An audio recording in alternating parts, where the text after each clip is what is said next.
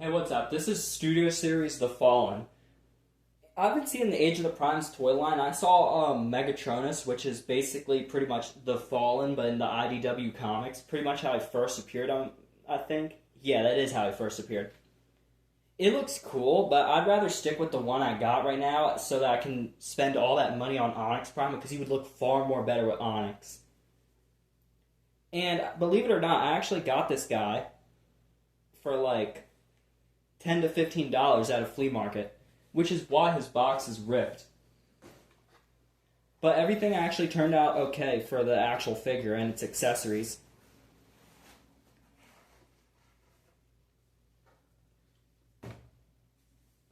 Now, as for the Fallen himself, he looks glorious. He has free range of articulation pretty much everywhere. The only things that are a little bit of trouble would probably be the feet and the legs a little and the hands, because they totally could have implemented more into the hands.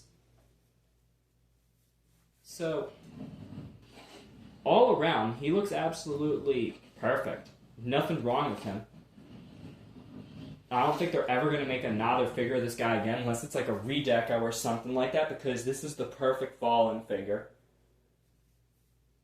And as for articulation, he has like these butterfly joints right there you can kind of see. He has mushroom pegs right here. His hands can go in a 360 rotation. None of the figures are articulated, unfortunately. But his hands can also close up like that. Double jointed arms. And the head, it can go like that, and it can do like a full 360. And that mask also comes off. But it's hard to take off when you're actually trying to take it off. When you're not, though, it's actually pretty loose.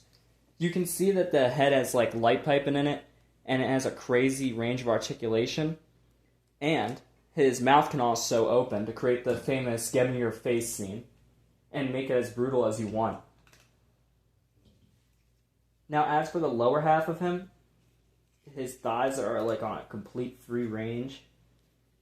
360 right there. The legs can go up and down. This ankle right here can go like that. The feet can move like that. And his feet can go... Well, they can't really go down. They can actually go up. His feet, though, can close.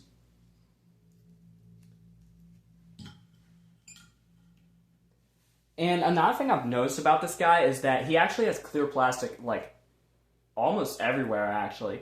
Yeah, he has rubber pieces, like his entire face, and like these spikes up here, and I'm pretty sure he has some rubber. Yeah, right here, he has rubber.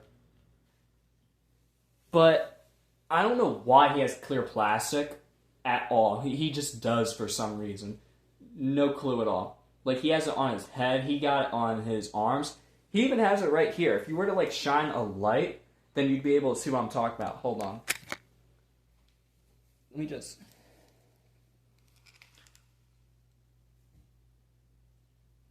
Yeah, you can kind of see how, like, it's, like, going straight through his arm.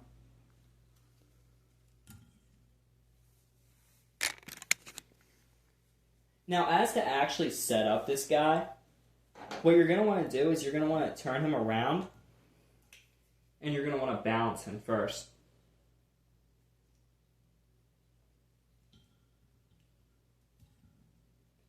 And now, you're going to want to take his appendages,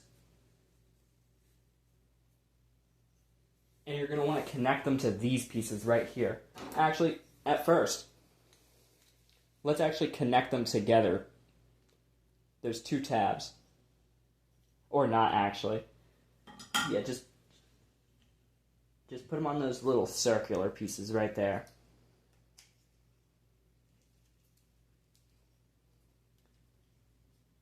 And now take the ball joint and insert it to that socket on his arm.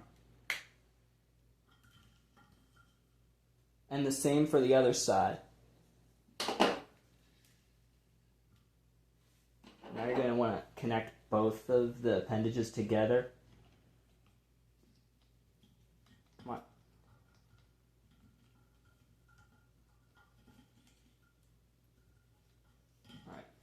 nearly perfect. Plug it into the socket, and now you can get them to like, now you can push them however you want, but it's far more difficult. And the appendages are coming off.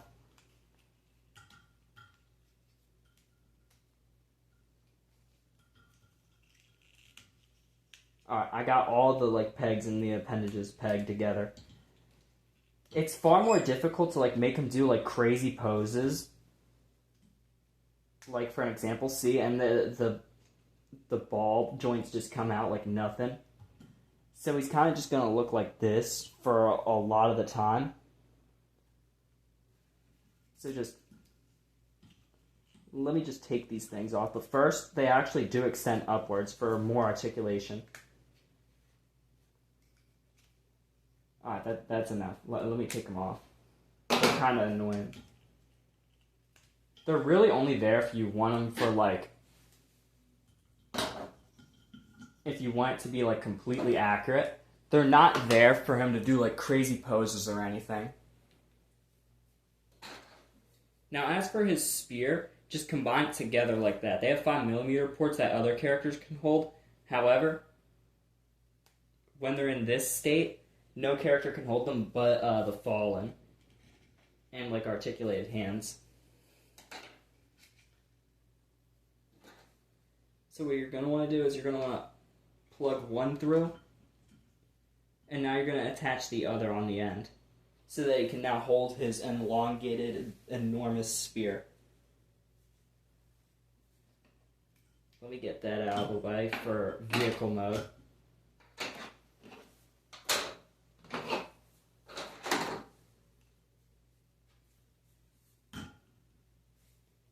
There he is in his Cybertronian jet mode. This is a completely unofficial alt mode. This never happened in the movie, seeing as he could fly and teleport without having... He'd never transformed at all. But you can see that he has like a really good cockpit. You can also see where his face is covered up right there. I mean, they tried. You can at least say that. You can see where the thrusters would be, which would be his feet, I'd imagine. The underside is clean. I mean, it is what it is.